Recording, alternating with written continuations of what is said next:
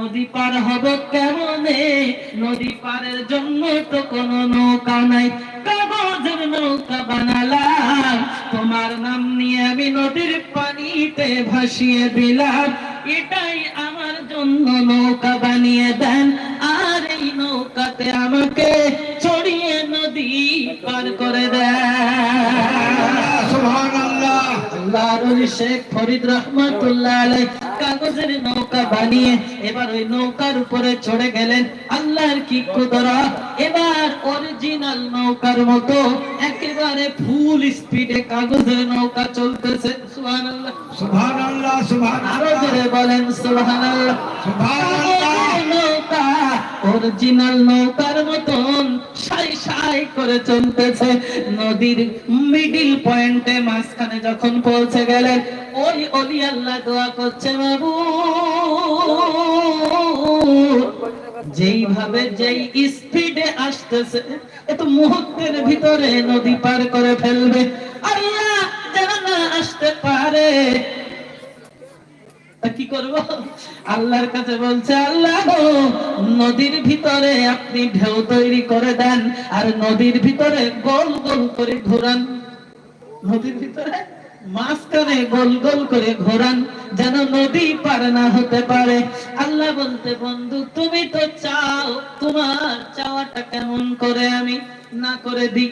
পানির ভিতরে এমন করে পানির ভিতরে একটা ঘূর্ণি তৈরি হয়ে গেল, পানির গতিবেগ বেড়ে গেল, পানি ঘুরতে শুরু করে দিল।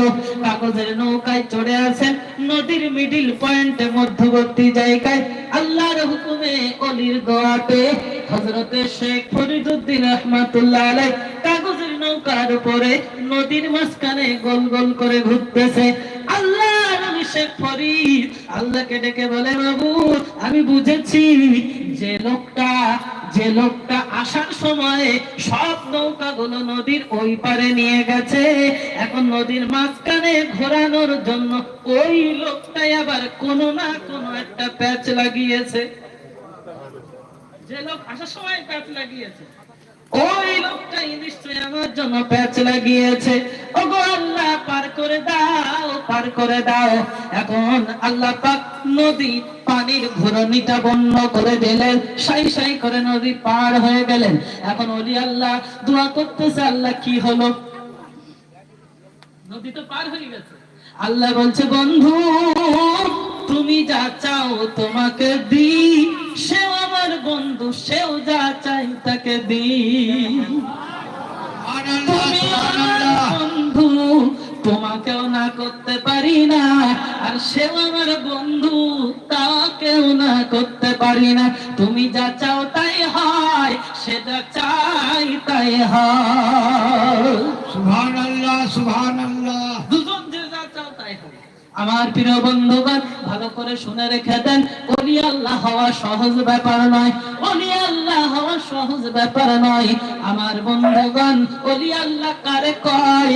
নদী পার হয়ে গেল, ফরিদ রহমাতুল্লাহ আলাইহি ঠিকানা মোতাবেক পীরের বাড়ি দরজার কাছে পৌঁছে গেলেন। দরজাতে যাওয়ার পরে সালাম করলেন। পীর সাহেব ঘরের ভিতরে, বাইরে থেকে খাদেম বলে, কে? তবে আমি ফরিদ। কোথা থেকে আসছো? অমুক জায়গা থেকে। ওই নদীর ওই পার থেকে অমুক জায়গা। কি জন্য এসেছো? বলে পীরের হাতে বায়াত হব, হুজুরের হাতে মুরিদ হব।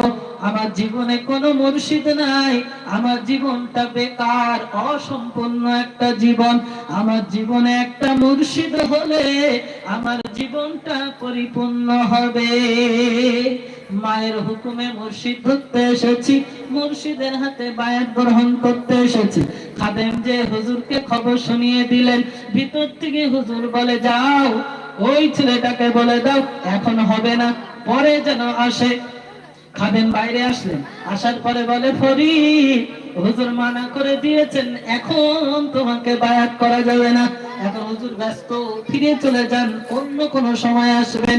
হযরতে ফরিদ বলে, না না না, বহু দূর থেকে অনেক কষ্ট করে, অনেক প্যাচগোছ সব কাটিয়ে কোন রকম কষ্ট করে এসেছি, বাড়ি ফিরবো না, বাড়ি ফিরবো না, যতদিন দাঁড়িয়ে থাকার প্রয়োজন ততদিনে থাকবো, তবু বাড়িতে ফিরবো না।